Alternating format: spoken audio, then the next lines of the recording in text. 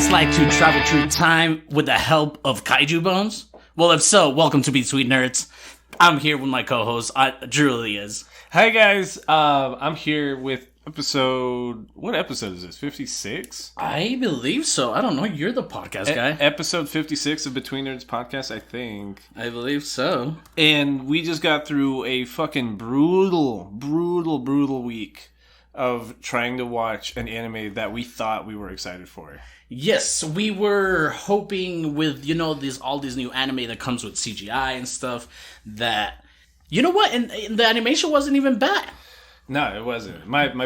I have nothing but problems with the writing, though. Yes, and but before we get to that, we do have to get to some things here, at the beginning of the episode. Please follow us on Twitter, Instagram, TikTok, YouTube, Facebook. We're getting our Facebook together. I don't know what the hell's going on with that, but we will.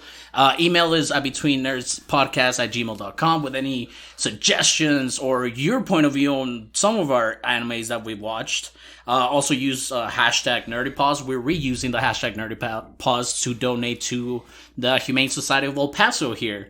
They haven't even used the hashtag or anything. They haven't.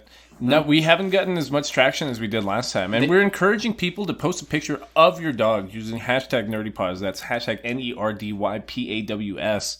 And, we are going to give a good chunk of change to the Humane Society of El Paso because that's like a really cool thing that they do. Yeah, I love it. They probably got that guy fired for tweeting at us last one. they for context, last year when we used this hashtag and we used them as a nonprofit, they were really active on their social media campaign, so it sounds like that guy lost his job. Damn it. We hope you got a better one, brother. You did good at being at the Humane Society, though. But, yeah, we'll get... You know what? Before we get into it, though, I did tell you that I got you something. Oh, I forgot. I completely forgot. For the birthday of the podcast. So I was going to wrap it, but you were being a dick earlier this week. Like, here you go, bro. Holy shit. What is her name? Yoko. Yoko from Code Geass? Yeah, no, not Code Geass. What am I thinking? This is Gurren Lagann. Gurren Lagann. The G's. I got confused. Yes. This is dope, bro. Thank you. Dude, it's stupid dope. Yeah, it's Yoko. It's Yoko. Yeah. And so where did you get this from? Our local nerd shop? Absolutely. Robogato. Shout out to you guys. I'm trying to get in contact with the owner, but I talked to some guy that works there. She says that everybody spams her like on messages all the time, so it says like just keep spamming her to get her something. But I did ask to if I could leave some stickers, some podcast stickers at the shop, and the guy told me there wouldn't be a problem, but he said to do contact the owner. But I guess the owner's really active on Facebook. Mm-hmm. On their Facebook page, she's really weirdly active. Mm-hmm. And but yeah, we need to get our Facebook together first. Honestly, I'll just message him through my personal Facebook until we figure out our whatever's going on with our other one. And you guys so dope, bro. And you guys can pick up your podcast stickers right there at Robogato. Shout out to you again. And so Godzilla Singular Point. Singular Point. The 2021 collaborative Netflix original produced by Studio Bones and Studio Orange. Two studios that normally we'd love. Like Studio Bones has made every classic of the past 10 years. Studio Orange makes one of our favorites, Beastars. And for whatever fucking reason, it reminds me of like the shit show that is the two sequels to FLCL. Just because the story's so convoluted that it doesn't even make sense. It's I thought it was going somewhere. Yeah. At the beginning, the first 6 episodes, I thought that was going somewhere. And I think we briefly talked about this off the mic last week that what are we going to follow? Are we going to follow the nerds? Or are we going to follow, like, the kaijus, the monsters? And it seems a little bit of both, but the narrative that they picked to intertwine both of them, it just goes off the fucking shelf, bro. They tried going super, super sci-fi with it to the point that it's like a... What's the name of the guy that produces the Alien movies? Ridley Scott. Yeah, Ridley Scott. It reminds me of like a Ridley Scott film where it's just like it is about the gore, it is about the monsters, but it has this crazy super sci-fi bullshit just attached to it to the point that like it doesn't even make sense. And like I said, I'm not even mad at the animation. The I don't know, the decision that the you know the I don't know, the design decision that they made by making the contrast very different between like the world that we are on right now in Tokyo, in this Godzilla Singular Point Japan, Right. but like the CGI that is put in front of it, it just looks crazy. It looks something like looks like it's supposed to be in a dark room or something when it's outside. It very much, like, I guess narratively, the way to explain it away is that the kaiju and the monsters are like from another world. They're like from another 4D dimensional universe almost. Something like Madoka, like how they, right. paper plays. So Madoka, like when they showed the witches and the monsters, it went super 2D and super like crayon and watercolors. Yeah, and it looked really dumbed down. And I guess by oversaturating it here, like it looks lazy. Like it looks like the monsters, the 3D modeling looks like something out of like the most recent Berserk adaptation, which is super shitty 3D modeling. But like they try to explain it away, being like these are from a different universe or something like that. And when it comes to like the plot, I really, really just have no fucking idea what it is. I'm not gonna sit here and tell you that I know a lot about Godzilla lore, right, or how it is, because I know in some movies they mention like the Hollow Earth theory, right, and like the most recent film canon is the Hollow Earth theory. Correct. Which is great, which is good. It makes sense. It works. It works. But right here, we're following all the smart peoples. We have smart people in sandals. We got buff smart people. We got lady smart people. It's because it tries doing that thing. It's funny because you always say, like, I hate the know-it-all scientists. Here, everybody is one of those people. Well, it's mainly one character that they try doing it to, which you're right. Like, there's certain characters that are like engineers or mechanics or something, but they're doing like really high level engineering, which doesn't make sense. Yeah, out of our garage, which is super random and weird, but like it kind of makes sense. But then we have like another female character where she's just the devolution of just like all science is science if you're smart enough. Correct. Which doesn't even make sense. So the main two characters we're following here are like these two teenagers. We're following Mei Kamino, who's a PhD student in like altered dimensional non-existent animal studies or something like that. Correct. And then we're following Yun Arikawa, who's he's the engineering student protege, but he also is smart enough to create his own AI. So Arikawa was the name being used to refer to this scientist, to this old scientist that was also doing research here. Right. We're following the research of this said Arikawa, not Jun Arikawa. Jun Arikawa is part of like this like robot shop crew that usually gets involved with fighting kaijus. Right. It reminds me of like engineering students will join like engineering clubs and make robots as part of like a grad project or something like that. And the equivalent here is that they're just building random robots out of a garage underneath like some crazy engineering guy. Mm-hmm. And specifically a robot named Jet Jaguar. Mm-hmm. Yeah. So we're following a robot called Jet Jaguar that was built by Goro Otaki. Mm-hmm. I hate his character design, bro. Yeah, he's really annoying, and the dub is kind of bad. This might have been the worst dub I've seen in a long, long time. It doesn't sound monotone, but might as well be monotone. It's because I don't know how they fuck up lip movements on 2D animated characters in 2021. Despite all that, like when Beastars doing that on CGI, right? Like, how can Beastars match the dialogue to the lips between like a Japanese dub and an English dub with 3D modeling, which is all in of itself really hard because the lips are more defined and stuff like that. You have to make a flow, a step ladder of those movements, right? So we're complaining about the 3D CGI of the monsters, but everything else is in 2D animation, which I like this art style. Like, it looks like.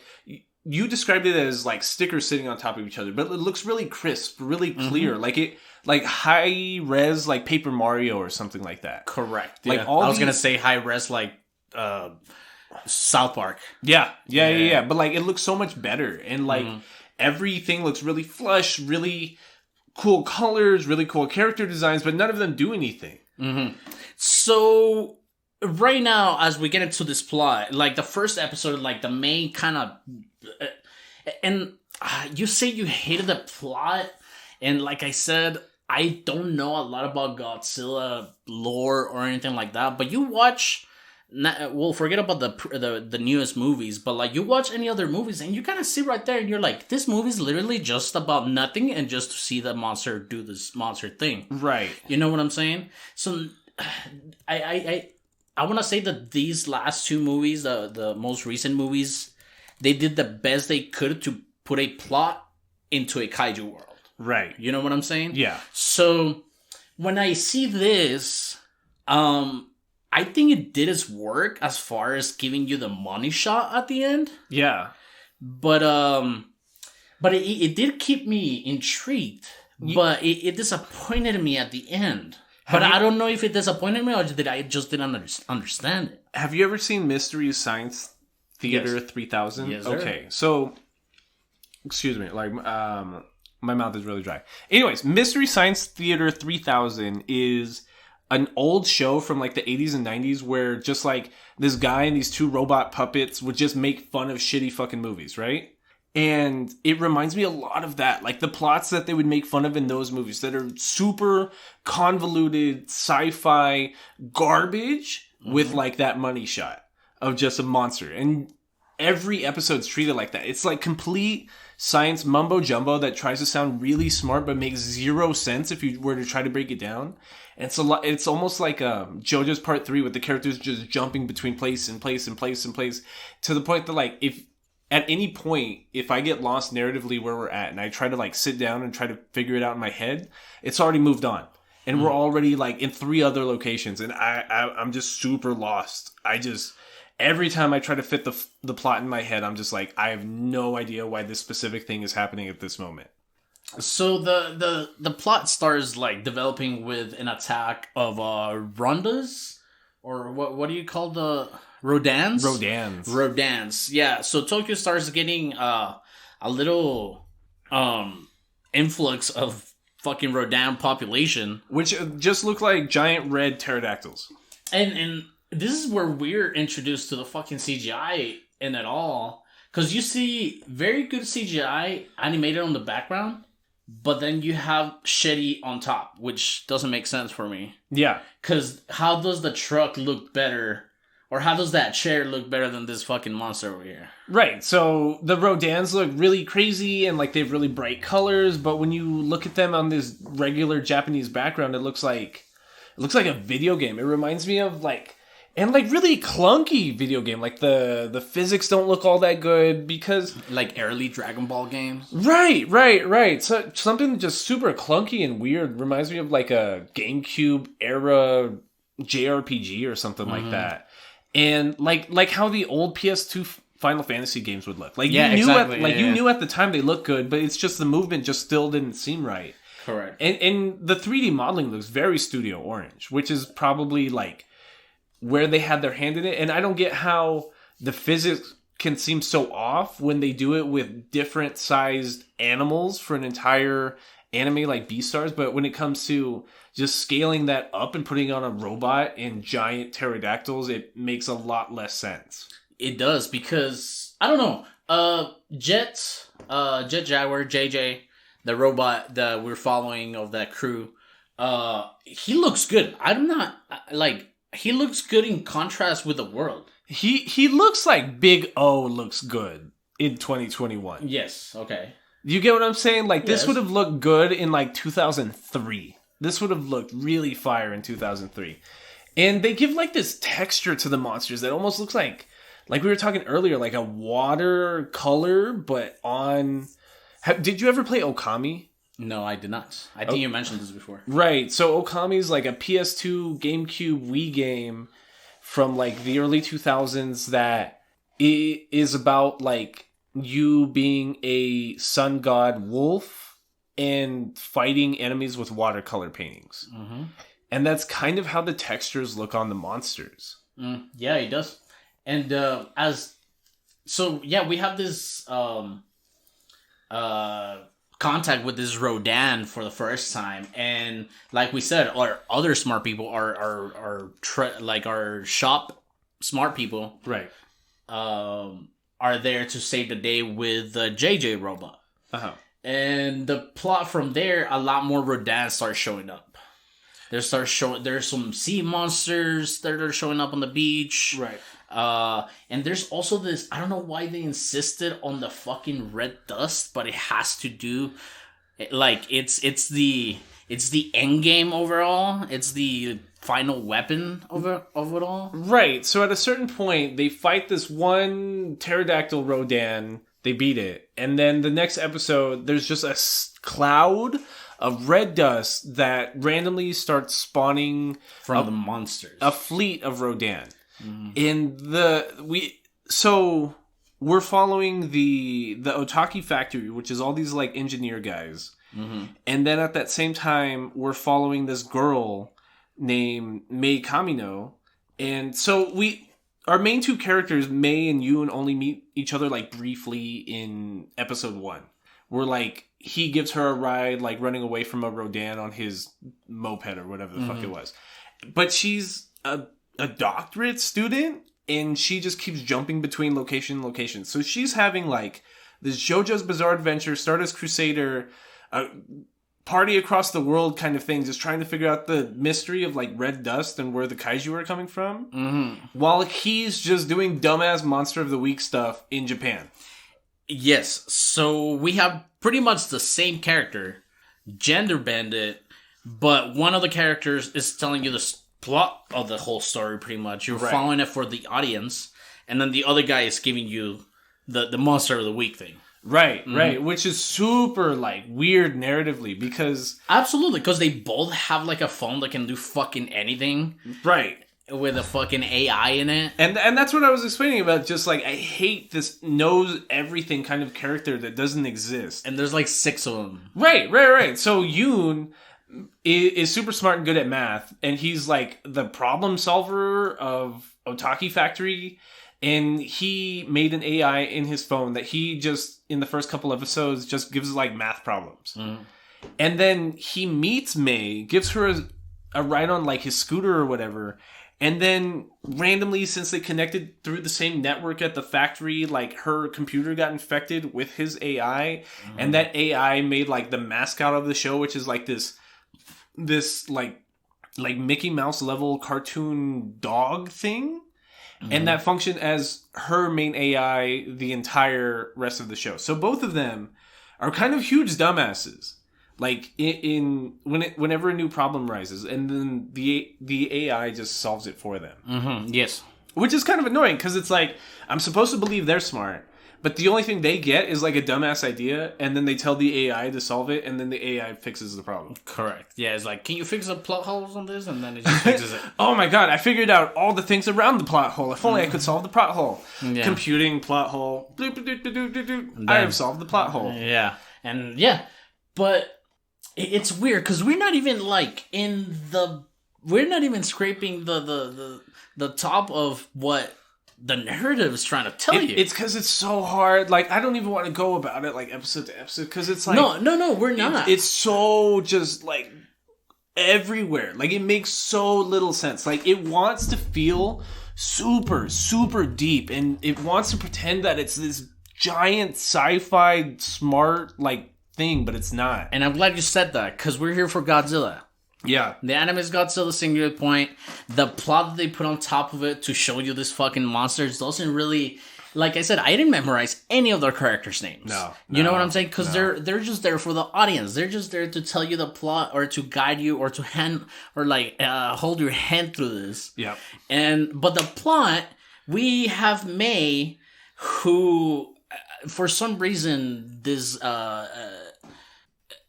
character that gets named a lot, Arikawa, this old scientist, he apparently was doing research on bones of what it looks to be a dead version of Godzilla. Right. From 60 years ago. Right. Okay, so now and this is where it gets a little space dandy, and it's funny that you said that the director of this did a Space Dandy. Yeah, the director, his name is Atsushi Takahashi.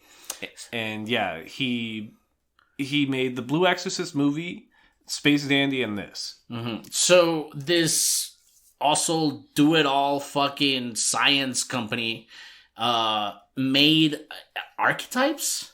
Right. Archetypes, that's what they called it. Which is a prism of some matter that came from the bones of the said Godzilla that was there before 60 years ago.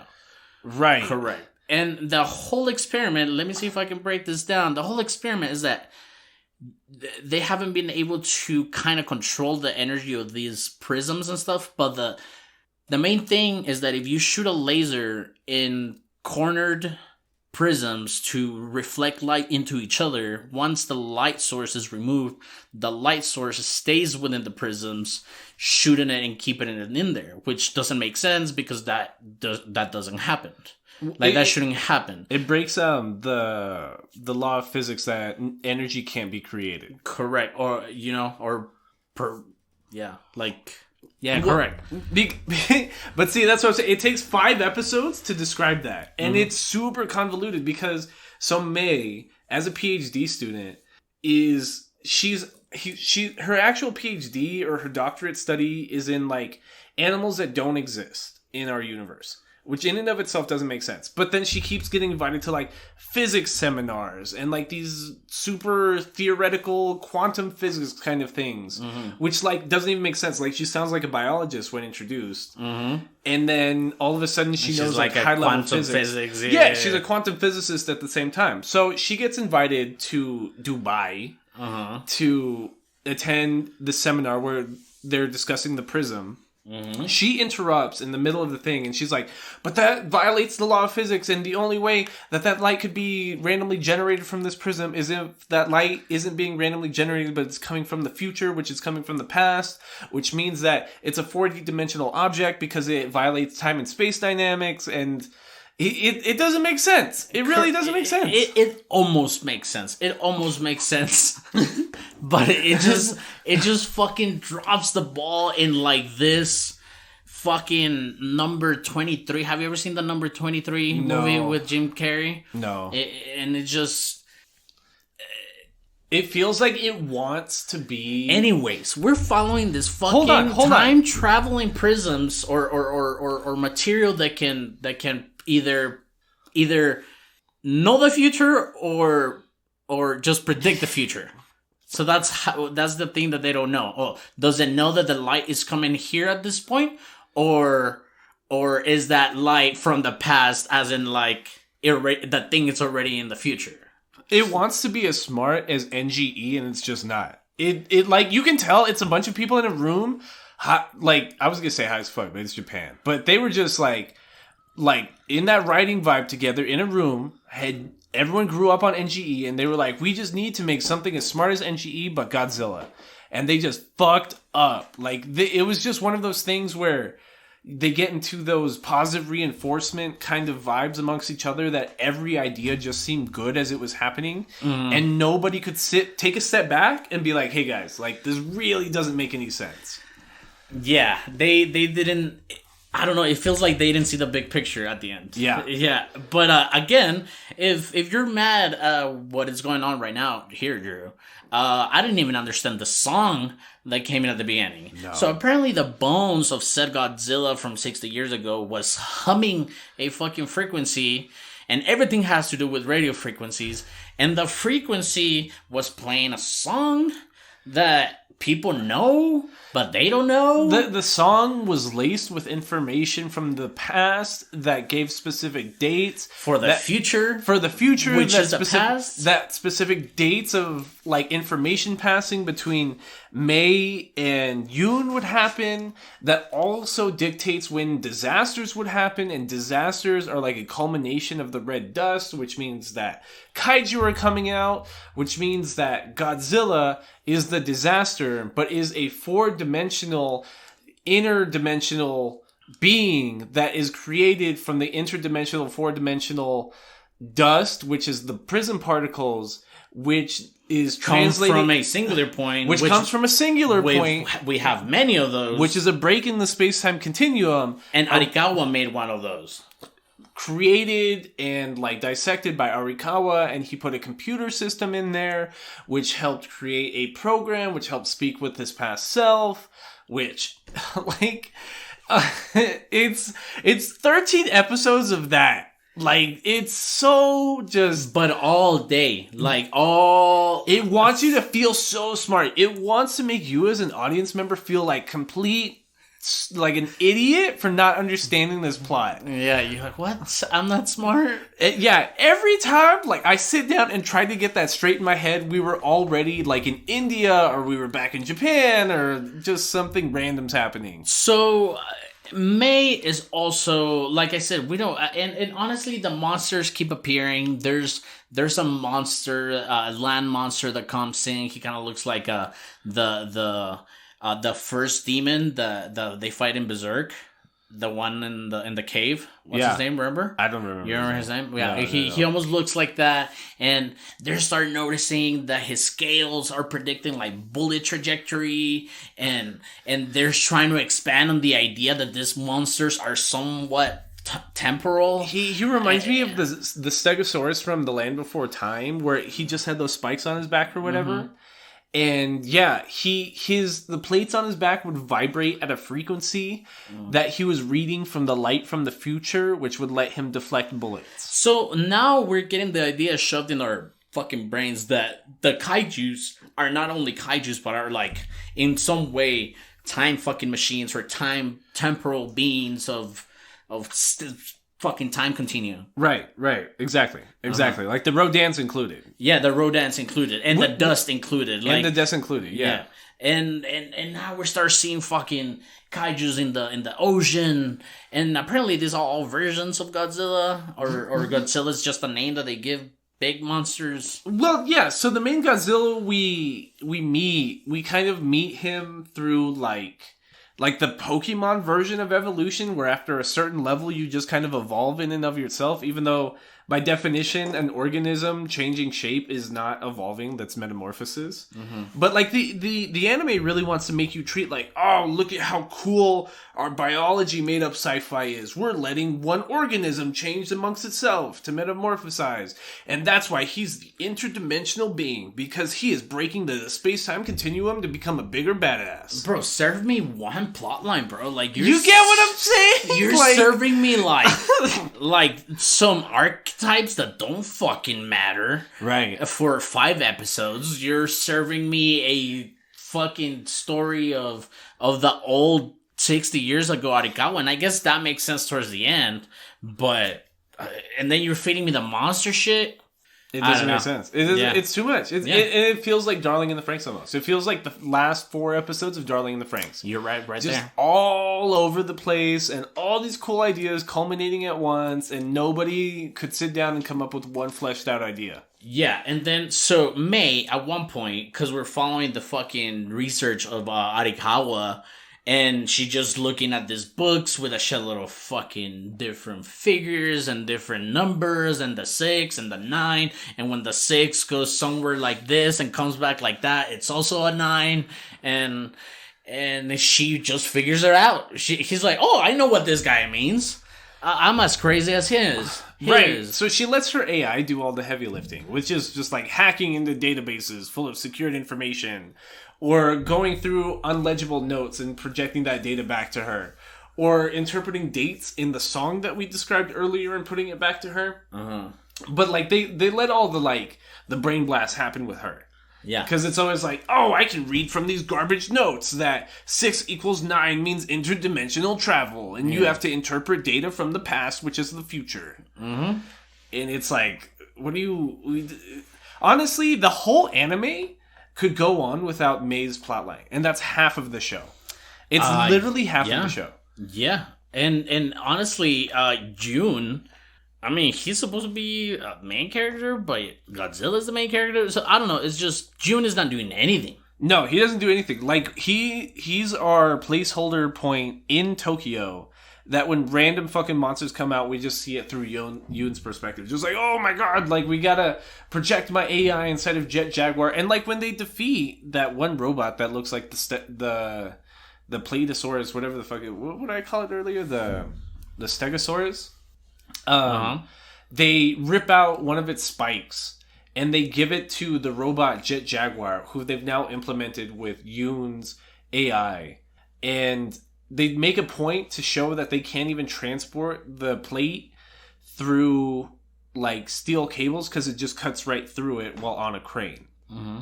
And then we just kind of see the robot, like, doing kung fu for a few episodes with this crazy staff made from the spike of the Stegosaurus. And honestly, I can't explain to you why it happens. There's just...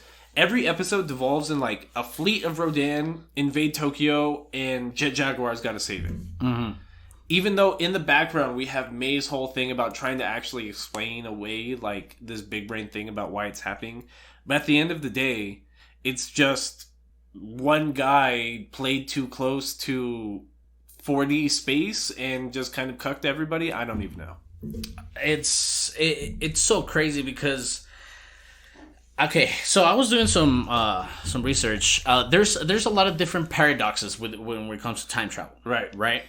One is a predestination paradox. Right. Which I think this is what Godzilla is trying to tell us, that Yun Arikawa, it's Arikawa, and that research that May was looking into was his research.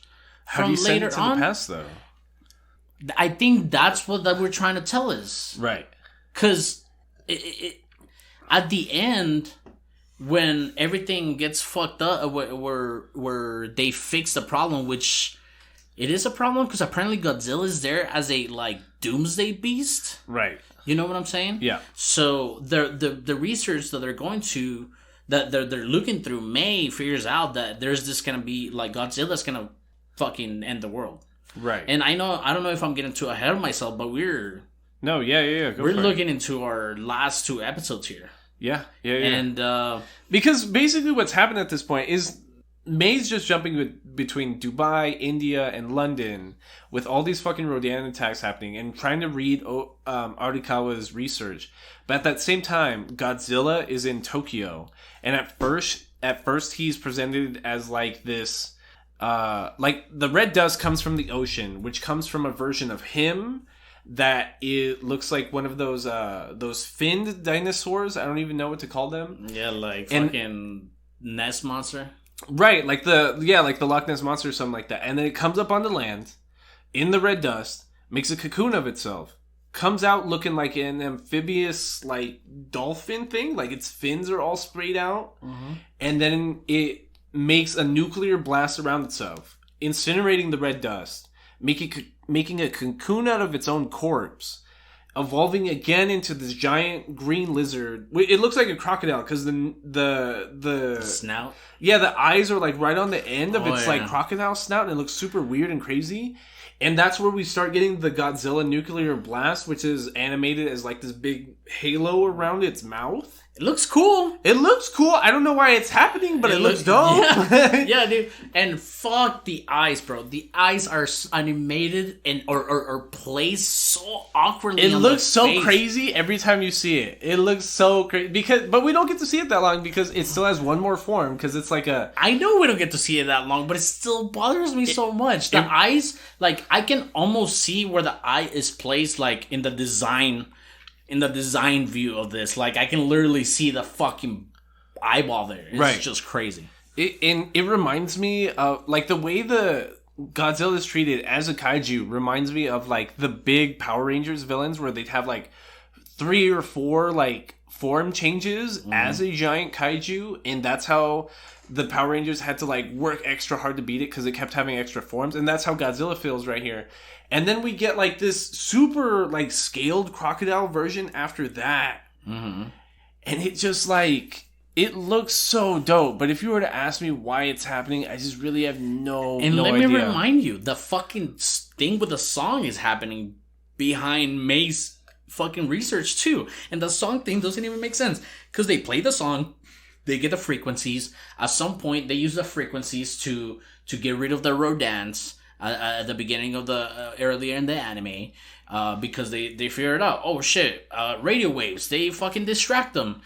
And you think they're making leeway to fight monsters, but they show it once and it doesn't even matter because the monsters, they learn not to follow fucking radio waves anymore. Right, but then they still stick with the plot of the song the rest of the 13 episodes when it's like, why? You just said it didn't matter. And then the song has this hexadecimal fucking code in it, and they have to break it down, and they're like, what does this mean? It just like starts giving dates, and it just gives you numbers. Like, well, if you flip those numbers, that's a date. It's like, why are you flipping it in the first place? Like, just give me the date. Speaking of songs, though, I really like the intro song. The song is nice. I like it a lot. It's super, like, cheesy, rocky kind of vibes, which, like, for a sci-fi monster show, like, it sets the mood. You know what I mean? It really does. But then as soon as, like, the episode starts playing, you're just like, oh, yeah, this is what I'm watching. And I was going to tell you, I think I don't know. Well, in the writing, I don't know why they put the red dust there. Oh, well, I do know why they put the red dust. Because at the end, the red dust particles is going to be used as an endgame weapon to destroy everything. Right. Oh, and don't forget, there's one more monster that was living inside of a cave that this engineering firm was using to keep the red dust creating monster caged up because they were trying to interpret Arikawa's research. And again, like, and they have a shit show there too, because it almost escapes. It doesn't escape. It does escape. Yeah, exactly. You're like, for what? Because, like, the minute Godzilla sees this second monster, he, like, scares it away, and this monster that was hiding at this lab breaks out just to break back in, to break into a singular point that was inside of this research facility this whole time, which was just like, it's just like if all the NGE nonsense was contained inside of one pocket of space. It almost reminds me of, like, iRobot at the end when he has to destroy the main computer. Yeah, it's like the end of The Matrix 2, where, like, he has to break back into the hive mind space of the robot monsters from the future. Oh, yeah. Right? And that's how he had to use the Matrix to, like, break apart their AI. It reminds me of that for some reason. Yeah. Yeah, it wants to be a lot of things at the same time, which is fucking not good for the story plot, because what I'm thinking, episode 10 even, episode 9, what I'm thinking I'm walking into is that the people of Japan are having a really hard problem getting rid of these monsters, and then Godzilla's gonna show up and kill everybody and be a hero. Yeah. But it's not.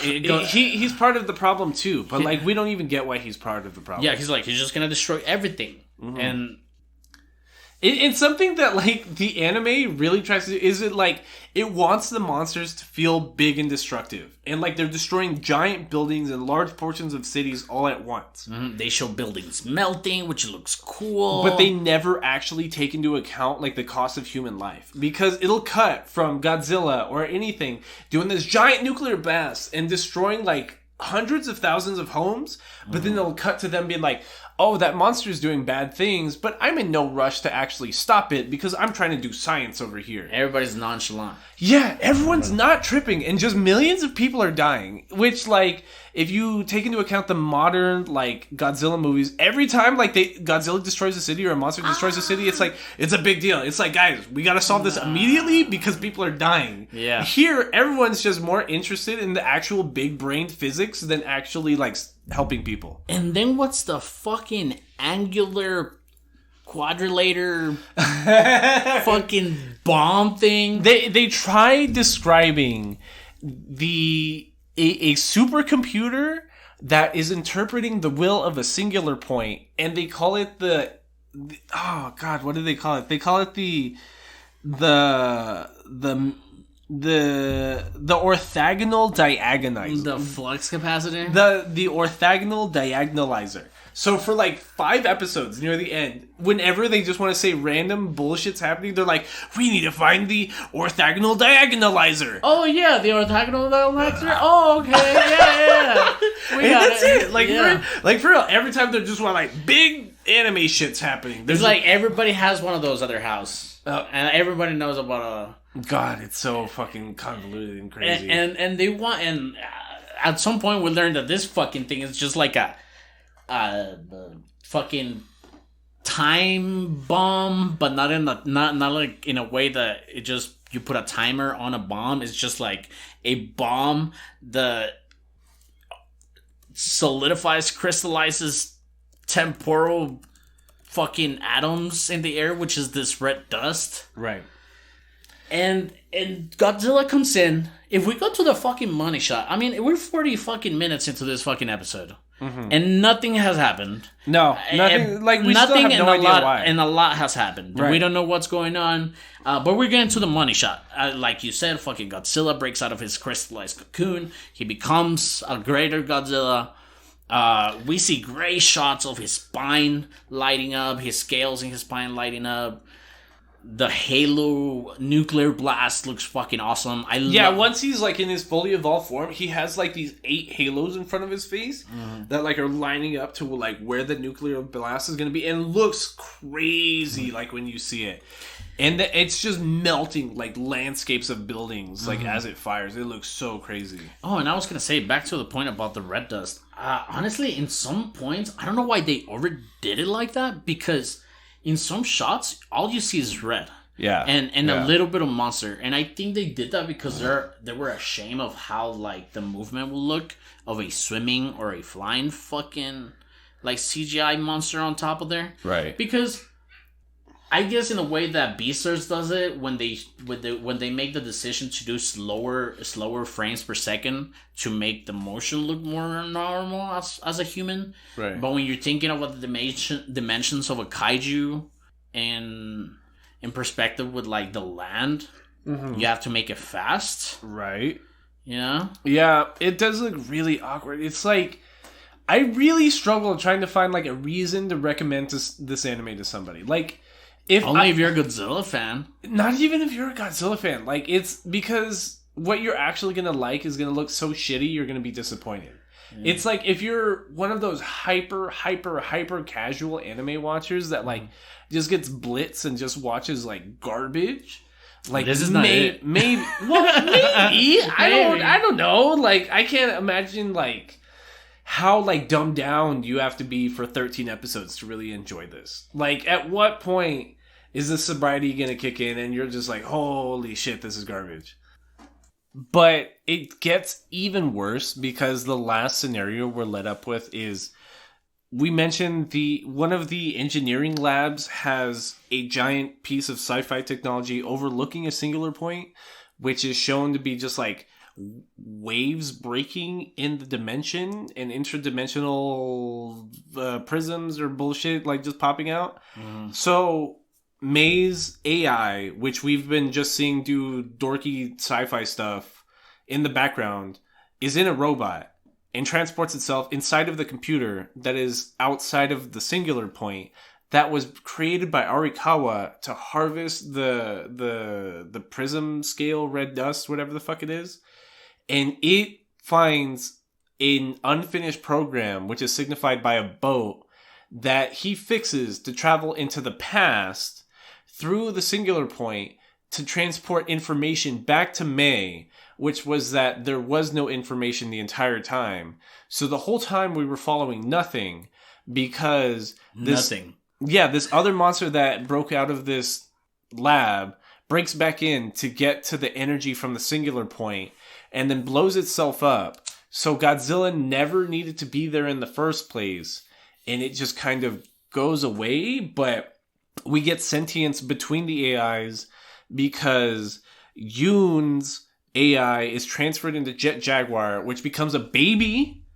And then as a baby, it relearns how to be a complete human-based AI, which is able to find that the point of the beginning is nothing, because it communicates with Yoon's AI, Pero 2, and then Pero 2 and Yoon's AI inside of Jack Jaguar become one again inside of the singular point, and explain to everybody that everything was nothing and nothing was everything. Which really, really, really wants to be the end of NGE, but it's not good enough to be that. Like, it's the dumbest, like, wants to be big brain thing that ever existed. It didn't want you to get attached to anybody. It didn't want you to. It just really wanted you to serve you the story, and it didn't want you to get attached to any characters. So there's no interest there, and you don't get attached to the monsters. You don't get attached to the robots. You don't get attached to the AIs. We get a side scientist named BB who's originally treated as a bad guy because he lets the monster that was creating the red dust at the bottom of the engineering lab out, but it turns out he has a daughter who's like an adopted daughter because she's a different ethnicity, which he really cares about, so that tries to humanize him, so now he's no longer a bad guy. And then he tries to help May break into the singular point at the bottom of the lab, and then we don't know what happens with any of these characters, because the ending piece of dialogue in the anime is the AI talking amongst each other and be like, everything was nothing, nothing was everything, we are so smart, if you don't get this anime then you're stupid, blah blah blah blah blah. And it's just like, holy fuck, like, and that's it. That's the whole anime. That's how it ends. It's super convoluted, super badly written. There were normally I was upset there was a 13th episode. Yeah. It really should be at least one episode shorter. I don't know who they thought they were, being like, no, we need that extra episode to explain the plot. And like, normally I really would advocate for producers and executives not to have their hand in production, especially with anime production, because like, I feel like we get some of our best things when it's a creative genius in and amongst himself with a smart team of writers around him, like something like where Ryoko's from fucking Gurren? From Gurren Lagann. You know what I mean? It's so smart, and it's such like a tightly contained story that if an executive was in the room when it was being written, it'd be cheaped out, because they would have told them to rewrite it and make other things different. I wish there'd be a more heavy-handed approach when it came to the production of Godzilla Singular Point, because it really would have taken one executive in the room at the time being like, guys, this literally... Are you sure? Doesn't make sense. Yeah. This literally doesn't make sense. You need to go back and rewrite this. A janitor cleaning the office at the time. Anybody, bro. Anybody could have said something. Nobody said anything. It's so, like, if anything, the people associated with writing this should feel bad that they were allowed to write it like this. Yeah. They were giving so much freedom that they were allowed to make something that didn't make sense. Yeah, it's we like anime here. We also don't like anime here. Honestly, this might be in like for forever. I feel like we've been saying for season 2 of this podcast that there were only 2 things we've ever seen, both in season 1, that were just like flat out garbage that I would just tell anybody to stay away from. It was fucking what am I thinking of? Prison Break, Prison Break. I am thinking, what is the anime called? I am thinking of Dead Man Wonderland. There you go. And I am thinking of the one with Jinichi. Yes. What's his name? Parasite. Yes. So out of the entirety of season 1, there were only 2 anime that we didn't like, basically. I would suggest Parasite. Fuck Parasite. I would suggest it, though, more than Godzilla. Right. Really? I think so. So what I'm trying to say is that, for me, Godzilla Singular Point is now in this very selective list that I would tell everybody to stay away from. It's Parasite, it's Dead Man Wonderland, and right now it's Godzilla Singular Point. Like, I can't pick one out of the other 2, but just no one should ever be watching these. It's a waste of time. It's such a waste of time. Yeah, if we're talking about real shit that matters, your time, you don't want to watch this. No, and which is so sad, because we were so looking forward to this. And we were skeptical at the beginning, and you know what I'm saying? Like, Mappa, right? This is Mappa? No, this is Orange Bones. and Bone. My bad. Orange and Bones. We saw Mappa using CGI in AOT. And one of the best tools that they have there is at that speed that this CGI is moving. So it's very fast. You don't get to see it for too long, and the flying scenes and everything looks great. The attacking on the Titans looks good because it's fast, it's there, it's well animated, and it doesn't take that long for you to actually see it. Here in Godzilla, Orange is really good with continuous CGI with Beastars, but here the movements, the contrast that they're you know, stacked on this animation, it's just weird. It's cool intro, but yeah, it's a waste of time. Yeah, like it. Yeah, I would rather you watch Darling in the Frank twice than watch this. But see, like, I like Darling in the Franxx. I like Darling in the Franxx. You know what I mean? For the first 19 episodes. Yeah, but it's disappointing. Yeah, it is really disappointing. Godzilla, like, 30 seconds in, I was disappointed. I was like, you are not doing this right now. You know what? I was pretty excited, like, the first 5 episodes. Really? You really thought it was going to go somewhere? Like, I thought it was going to be, like I said, I thought Godzilla was going to save the day. I thought Japan was going to be in so, like, deep shambles that Godzilla was going to show up and be like, oh, fuck these monsters. Rawr! And that's it. And everybody would be like, yay, Godzilla! But Godzilla just turned into another nameless fucking thing. Character. Yeah. None of it mattered. But do you have anything else to say? I don't have anything else to say. Do you want to go into the Nerd Down? No. Nerd Down. Nerd Down. Nerd Down. Nerd Down. Welcome to the Nerd Down, where the nerds get down. And I'm still stuck on Godzilla Singular Point, because that's where my whole week was. Mm-hmm. But I think it's going to be crazy how big of a difference we're going to see between watching Code Geass Season 2 this week and, like, comparing it to last week and watching Godzilla Singular Point. Because Code Geass, if you remember Season 1, it wants to feel really smart in and of itself. But it wants to feel like House of Cards or something. Like, it's this big Game of Thrones political battle amongst itself. And Season 2 is where it really, like, culminates. And it gets, like, so big brain that you actually feel, like, shocked while watching it. You're like, oh, fuck. Like, that's what happened? And you compare that to Godzilla Singular Point that tries to treat every occurrence like you're having that kind of experience. When the entire time you're watching, you're just like, this is the stupidest thing I've ever seen. And you were completely right, dude. Like, this just feels like the last 4 episodes of Darling in the Franxx. Yeah. Like, over and over. Like, twice. It just feels completely pointless. Like, because, like I said, like, the character of Yoon and Mei are the same one. We're just following... One of them's there to... trying to explain something, and the other one's there to try to explain something else. Mm-hmm. And it doesn't even make sense. But I'm excited to talk about Code Geass Season 2 this upcoming week. Mm-hmm.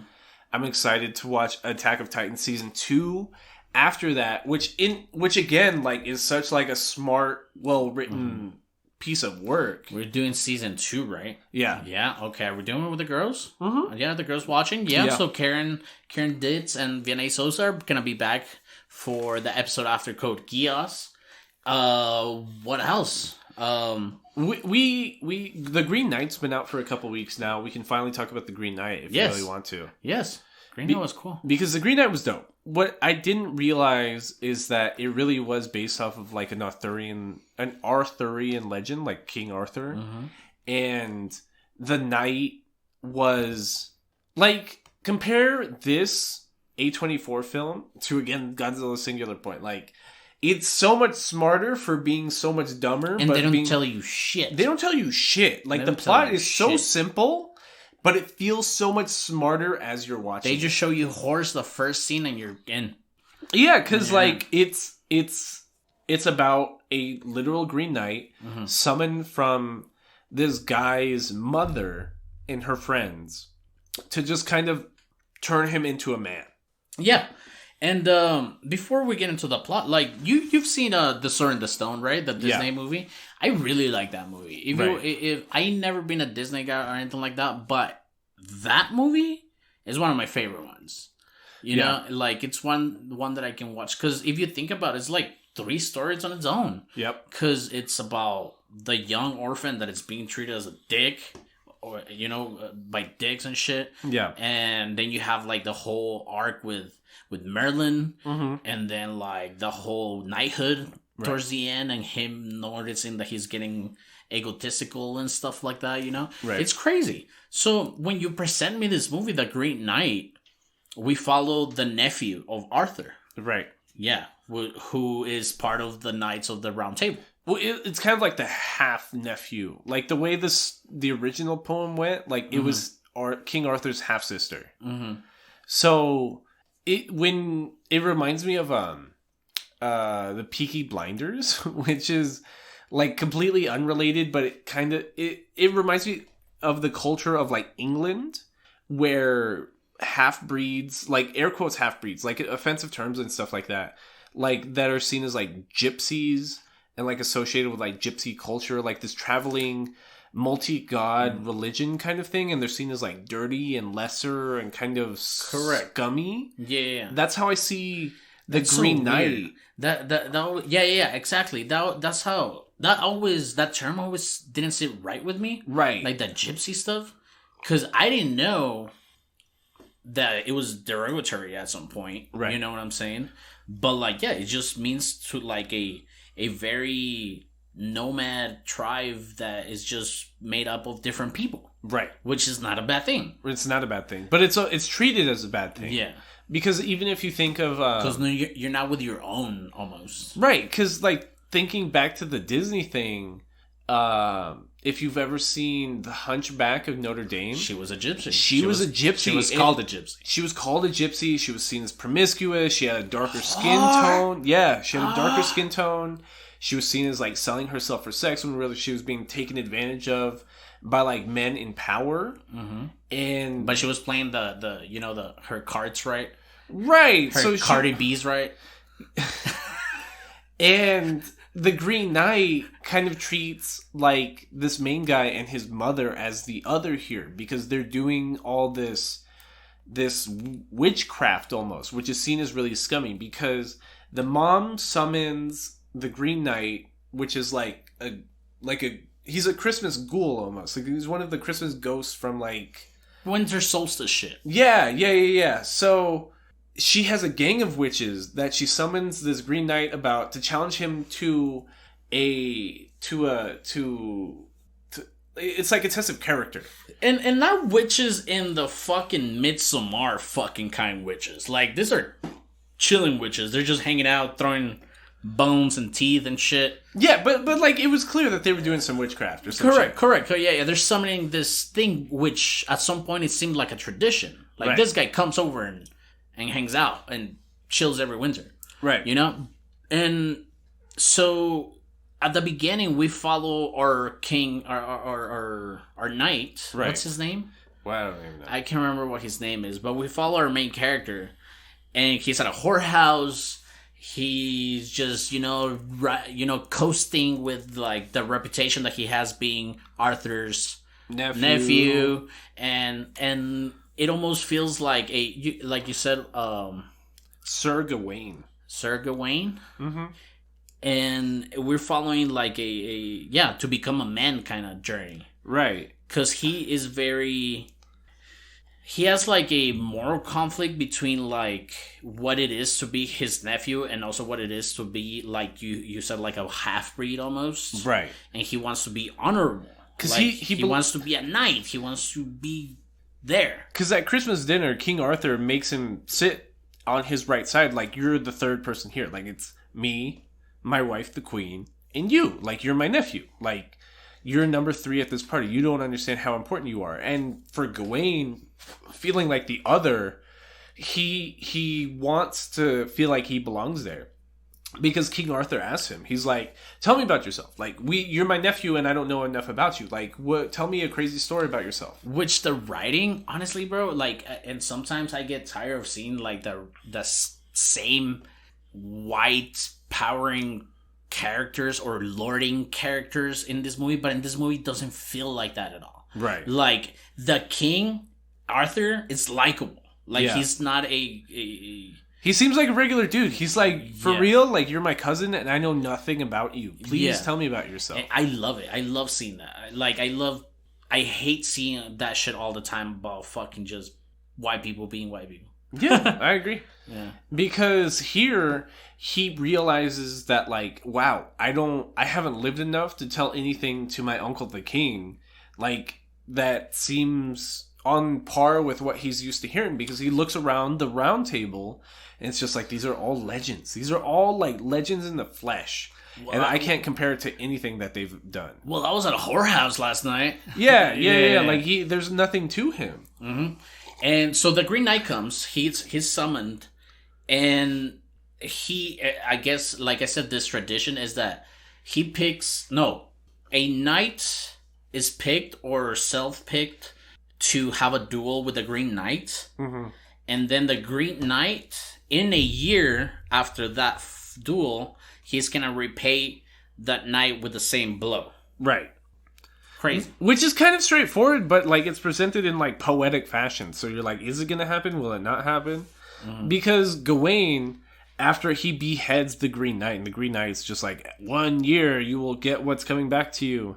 He's more than willing to be treated like some kind of local legend. Mm-hmm. Like, he's going back to the whorehouse, and he has his specific whore, and he just kind of like commits to this lie and is used to the attention. Like, he really likes the attention. Like, when he goes out to the bar, and he's a drunk. He's a fucking loser. You know what I mean? Like, even King Arthur visits him at home to remind him, like, yo, like, you have to go fulfill the rest of what the Green Knight said. And he's just too fucked up, and he's just like, why would I do that? Like, I'm so used to just like living off of these local legends made about myself by beheading this ghoul. Correct. And at the beginning, he did it to seem honorable, but when he had to, put his fucking cash where his mouth is, right? He was kind of, oh shit, should I go? And then he almost got embarrassed enough for that he actually took the trip and start on the journey. Yeah. And what I like about that movie is that he saw his death like 3 times. Yeah. He imagined his death like 3 times in the movie. Right.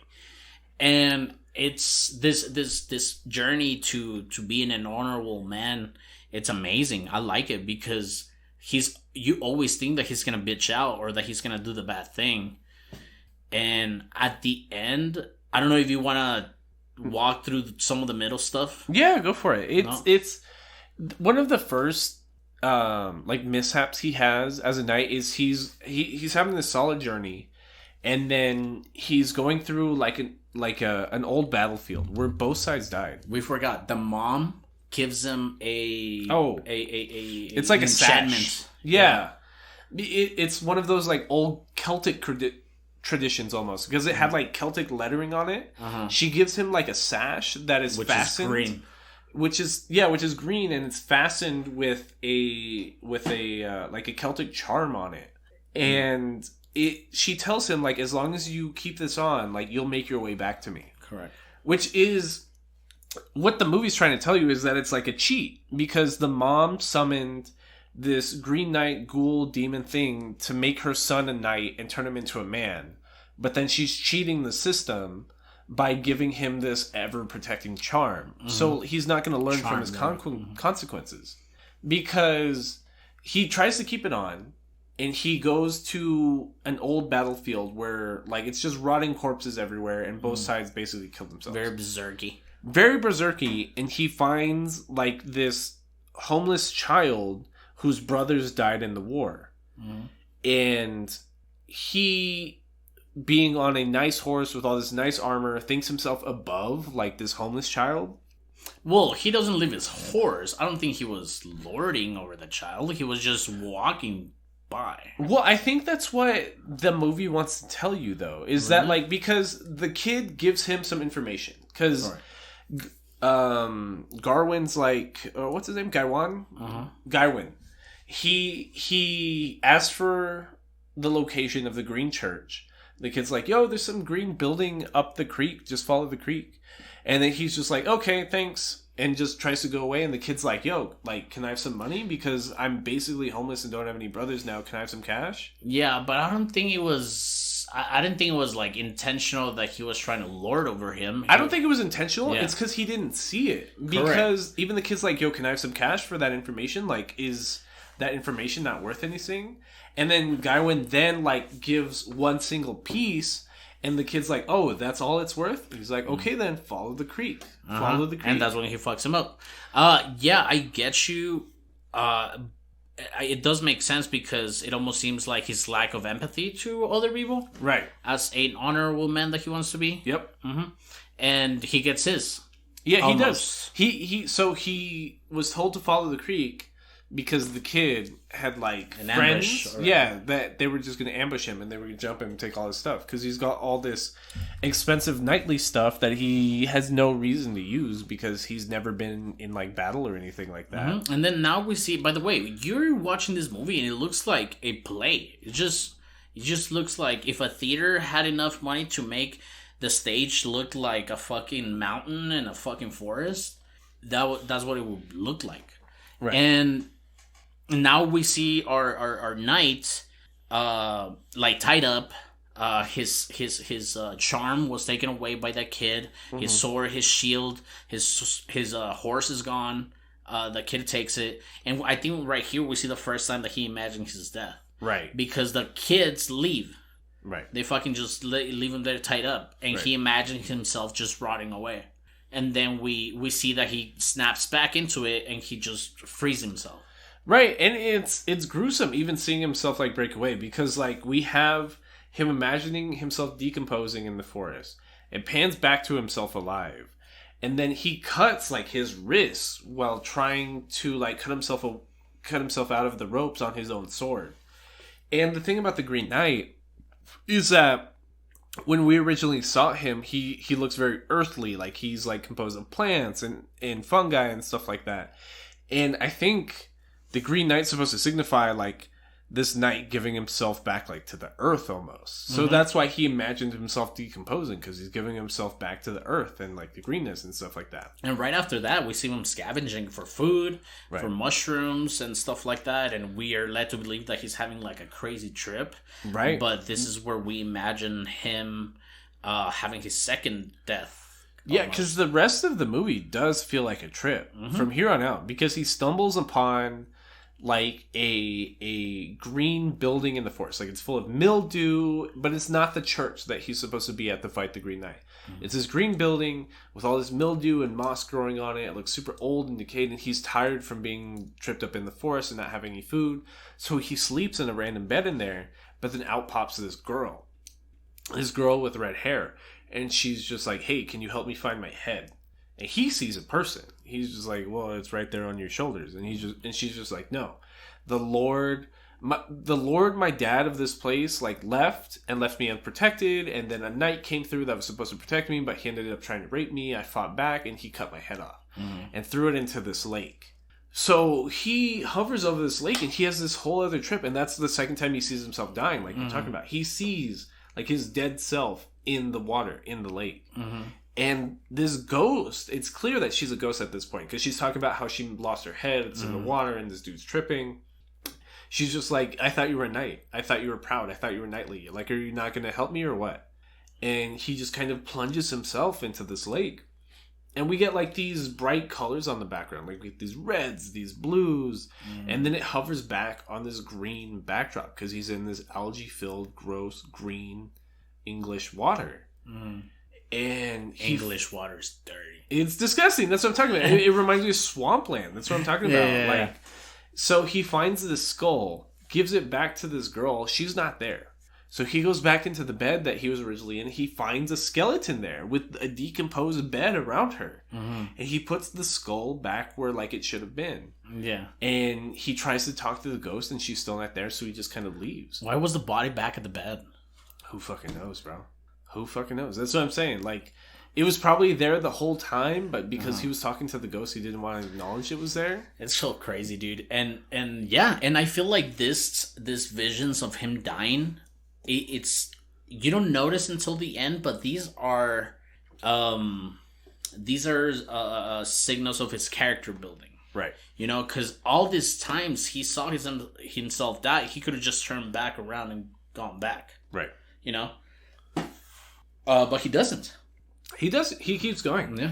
And eventually he's been like running into this fox along the road, which like it's clear it's supposed to be significant, because if you remember animation from the 90s, whenever something was going to be in motion, it looked very like not part of the background, like it was about to move. And whenever we see this fox, it's 3D animated. Well, I believe fox is like an old like Japanese kind of shit. It symbolizes like either like a path shower or like a good omen. So in the Ghost of Tsushima, Right. they have foxes that you follow, and they take you to shrines and stuff. You know what I'm saying? So I believe it's something like that. Right. That's how this movie tries to treat it, because now he's gonna follow this fox character because he leaves that shed, that abandoned house with the skeleton in it, and he's hiding out in caves and shit. And a fox starts following him around. He starts trying to feed the fox and be its friend. And during the night one time, he trips down like this mountaintop. The fox follows him, and he's all fucked up and hurt. And the only thing he has to eat, since he got mugged, was these random like mushrooms off the wall. So he eats them and immediately starts tripping. He's like, oh, my stomach, oh, blah. And then he's just like, he's in a wet cave, moonlight, and he's just tripping out, dude. Crazy. And the next day, while he's still tripping, he sees like these giants like going down this mountain pass, like literal giants, like 100,000 feet tall, like people that are just like roaming past him. And they speak to the fox because the fox has something to say to them, and it's led to believe that he hitches a ride with them or something like that, because randomly he's at a castle. And we see him interact with this lord and his wife, because the lord it's I don't know, it's clearly part of the trial, but the lord of this castle strips him naked and is kind of watching him over while he sleeps. And then he wakes up and meets the wife at breakfast, and the wife is like clearly like trying to scope him out. Yeah, he's like, what's up? Yeah, so it's like on both ends, like both these people are trying to fuck him. Yeah. And the king makes him make a promise. He's like, whatever you get at my home, I deserve the same from you. And the wife is clearly interested in him, while the husband goes hunting, and like paints a portrait of him, and then is clearly trying to like, she's trying to like get him to put out, kind of. But the Green Knight, Sir Gawain, is like, no, that's really inappropriate. I told the king I'd be on my best behavior. And then the guy in the whorehouse at the beginning of the movie. He wants to give back into those tendencies. And exactly. That's what I'm saying. What's weird about this castle scene is that his favorite whore at the whorehouse is the same character as the love interest. That's right. We didn't even talk about it. He had like this favorite love interest whore that he clearly couldn't make public because she's a whore. She's an escort, and she's played by the same actor here, Alicia Vikander. Her original character's name is Essel, but she's also known as the lady of the castle, who is being acted by the same Alicia actor. So he's clearly projecting the girl he's in love with on this queenly character and trying not to buck her. But then one morning she's just like in his room, and she presents him with the same sash that his mother had made to him that was stolen by the hoodlums. Oh, he fucks him. That's right. There's like a whole rape scene. It's not rape? It's not rape. It is sexual assault though. It's not rape, but it's 1,000% sexual assault, because she's just... If you make me come without my consent, I think that's rape, bro. Fuck. It's because the scene's wild, because, like, she's clearly trying to mount the guy, right? Like, he's naked in bed, she's there, and she's like, hey, my husband's not awake, let's buck. And he's just like, no, I can't do it, I need to be good to the king, blah, blah, blah, blah, blah. And she's just like...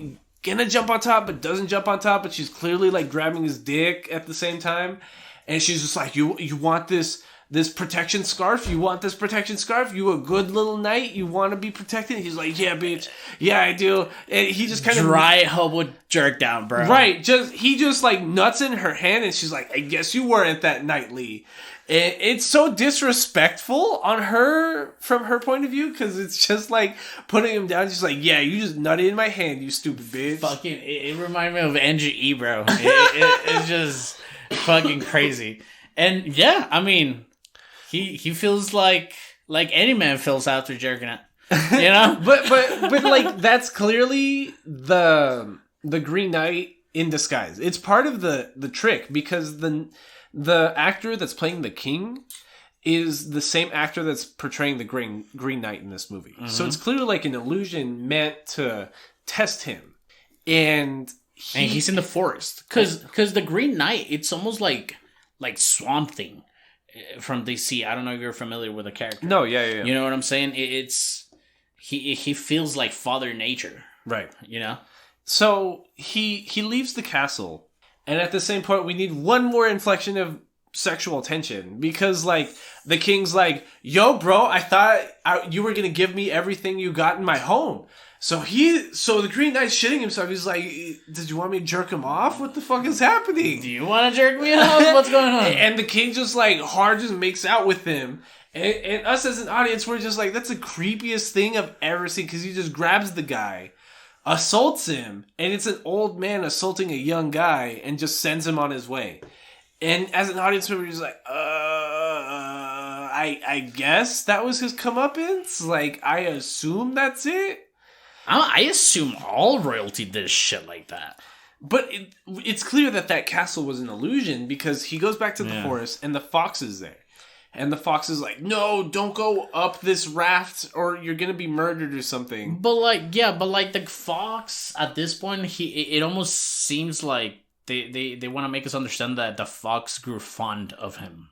Right. Almost. Because he's leading him where he needs to go. Right. But then at some point, he's like, yo, bro, we're here. But if you keep going, it's like, I'm not going over there.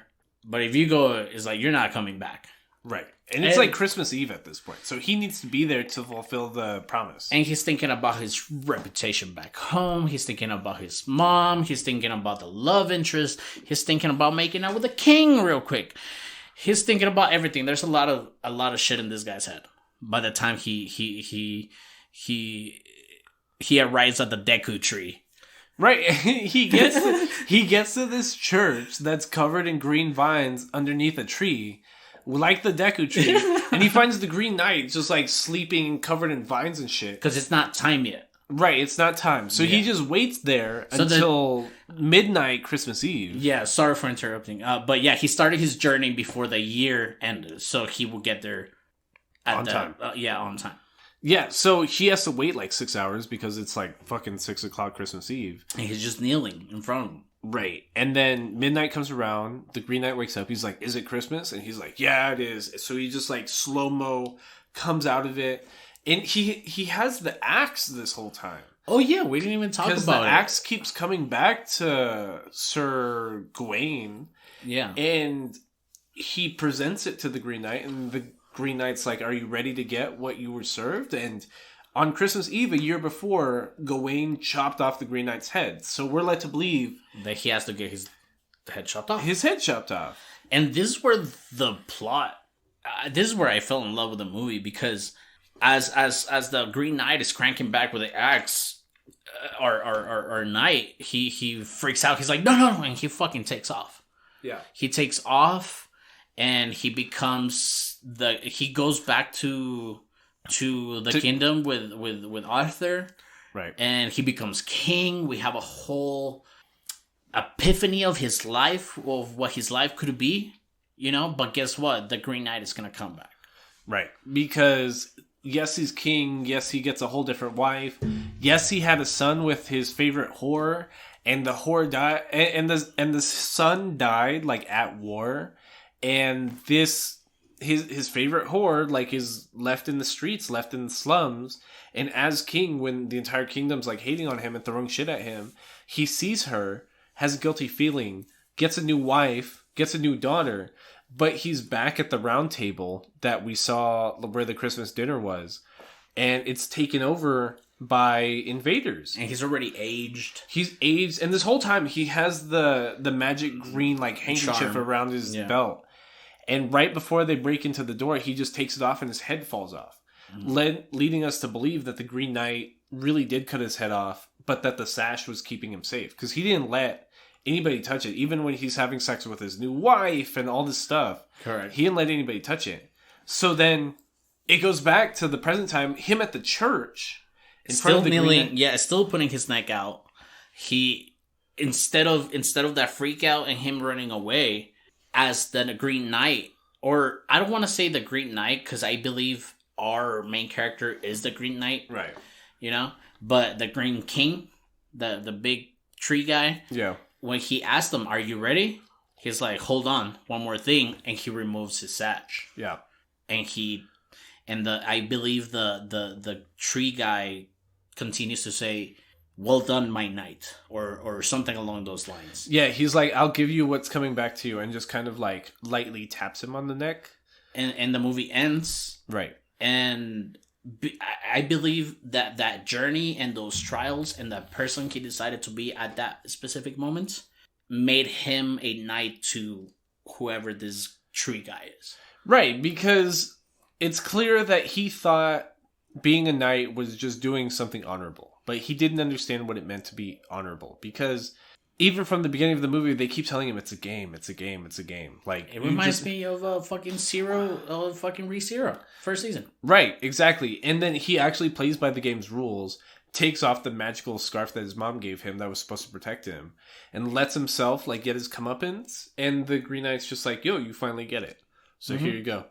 And now he finally has a worthy story to tell his uncle. But we don't follow any of this. Like, the movie's over. Yeah. A24, keep doing what you're doing, man. Great movie. I think fucking Lamb comes out later this month. Sheep. I've called it goat, lamb, sheep, everything. But Sheep comes out later this month. The trailer's something crazy, and I can't even imagine how much crazier the actual movie is going to be. I want to see all of that. The new fucking what is it? Candyman is coming out. The new Jordan Peele movie is coming out. Hopefully that's good. I didn't really like Us. I hated Us. I hated Us so much. It started out good and the end just flopped. It's because it's so, like, again, it's one of those wants to be really big brain concepts, but just isn't. It's not. It's really not. It's because the Peele movie before that was Get Out. Get Out. That was and great. Get Out was perfect. Get Out's one of the best horror films to come out the past 10 years. Absolutely. Like, excellent. Like, give me 50 of those. Keep every other film to itself. Like, I don't know. I hope this next movie's good. Yeah. What else?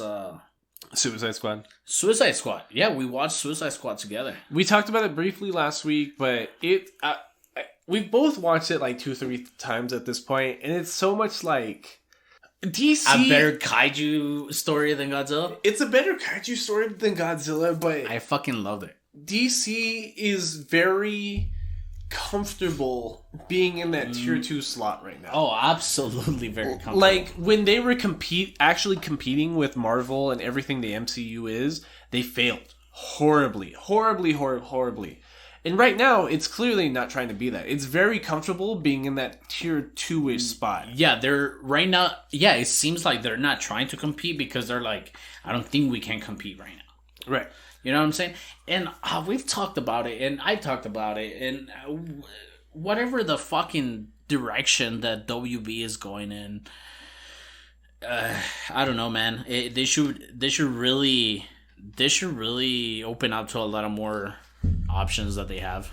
Yeah, so they let Gunn direct this movie, and it's clear that like that new energy really helped a lot, because just being in that same cesspool of talent is not helping Warner Brothers like produce the DC extended universe. Yeah, it's really not. Yeah, you called it, bro. It's such like just like this pit of talent, but that is like, all just circle jerking these same bad ideas that it's just like you need to get out of that. Yeah, like tired talent, bro.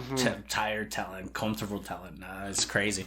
But Suicide Squad is great. I really liked it. Did you like it? It's not the best like superhero movie I've ever seen. Like, don't get me wrong. It has long lulls. It has its super fun parts. And well, you fell asleep.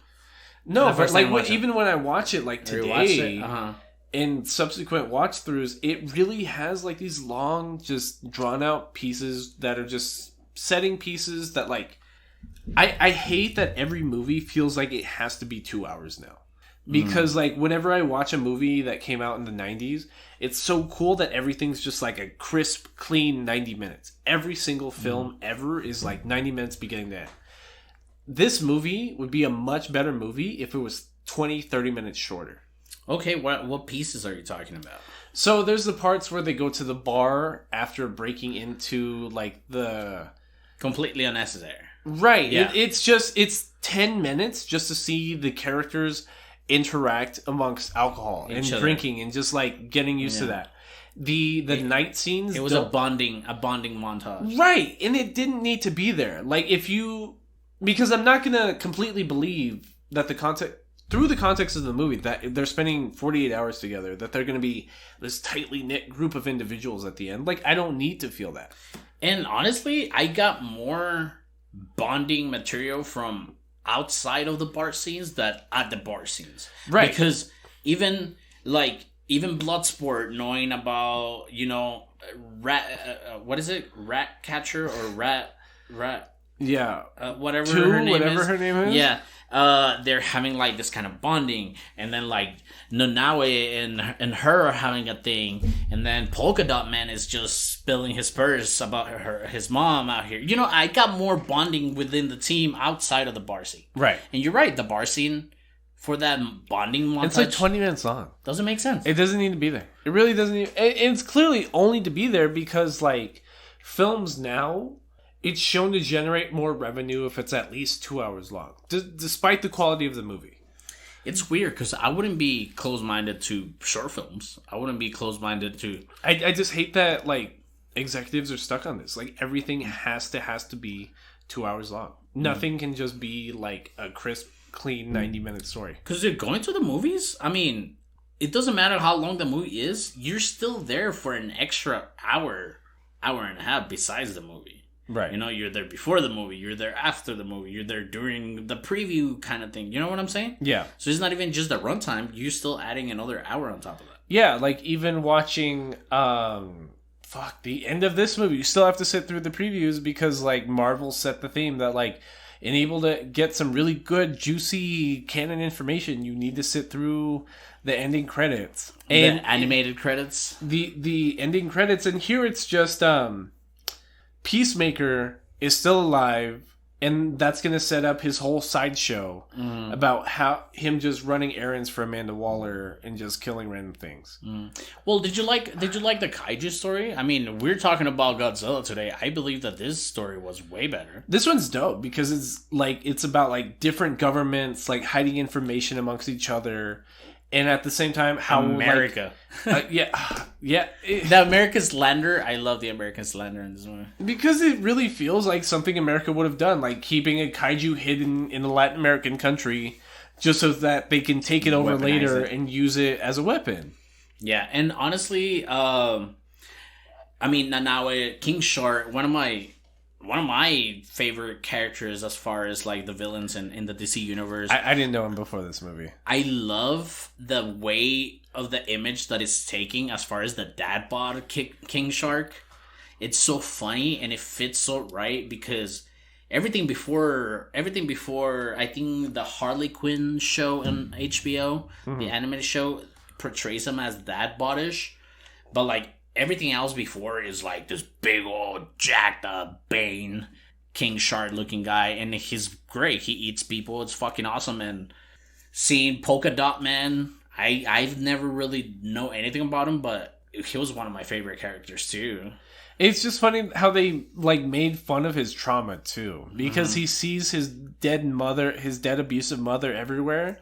And it's just that's some heavy mental issues words you're throwing out. Yeah, and it's just, like, it's funny because, like, it's funny that it's sad because in American society we're more likely to put somebody in prison than to get them therapy. So, like, this guy, make him homeless. Yeah, this guy that clearly needs, like, some professional help mentally the bar scene was off-putting as a motherfucker. Yeah, it's terrible. It's super uncomfortable. And, because you see him, like, dancing around, like, 10 different versions of his mom. It's fucking crazy. But, like, I don't know, it's so lightly dark in a Yeah, way. yeah. It's making fun of itself for being depressing. Mm-hmm. It's just like, isn't it funny that people really live like this and it's super shitty and they probably need professional help? That's so funny. Ah, let's send them on a mission. Let's make it fun. But yeah, I don't know if you have anything else at the end of this episode. I would suggest our plugs. Go ahead. Everyone, please do not forget to use hashtag NerdyPaws. That's NERDYPAWS in original tweet or Instagram post to be entered into our August giveaway. For every like and retweet on original tweets or Instagram posts using hashtag NerdyPaws, we will be giving to the Humane Society of El Paso. Just send us your questions, comments, or concerns on any of our social handles. That's at Between Nerds, or email us at betweennerdspodcast@gmail.com, and we'll get to you pretty quickly. Cool. This has been Between Nerds.